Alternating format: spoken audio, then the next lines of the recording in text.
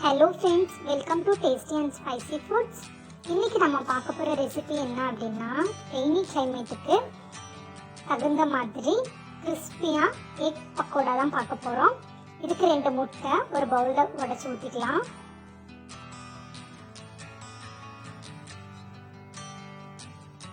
கூடவே ஒரு பெரிய வெங்காயம், 4 பச்சை மிளகாய், கொஞ்சம் கொத்தமல்லி தழை, தேவையான அளவு உப்பு, இது எல்லாத்தையும் ஆட் பண்ணி நல்லா பீட் பண்ணிக்கலாம். பக்கோடா போடுறதுக்கு கடலை மாவு ஒரு 3 or 4 டேபிள் ஸ்பூன் யூஸ் பண்ணியிருக்கேன்னா, இது எல்லாத்தையும் தண்ணி விடக்கூடாது. தண்ணி ஆட் பண்ணாமல் நல்லா கட்டி இல்லாமல் பீட் பண்ணி எடுத்துக்கணும். அவ்வளோதான். பீட் பண்ணி எடுத்த இதை இந்த பேட்டரை நம்ம எண்ணெயில் பொரிச்சு எடுக்க போகிறோம். ஒரு பேனில் எண்ணெய் வச்சுட்டு எண்ணெய் காஞ்சிருச்சு.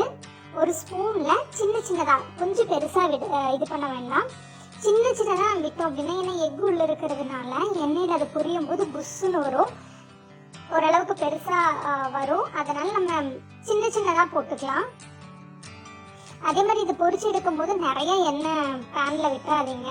ஏன்னா நிறைய இது போட்டு நம்ம எடுக்கும்போது என்ன ஆகும்னா, எண்ணெயோட டேஸ்ட் எக் இருக்கிறதுனால என்னோட டேஸ்ட் கொஞ்சம் சேஞ்ச் ஆகும்.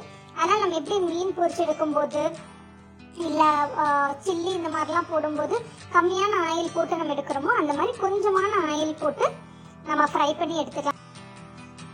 சின்னதாக போடும்போது குழந்தைங்களும் ரொம்ப விரும்பி சாப்பிடுவாங்க.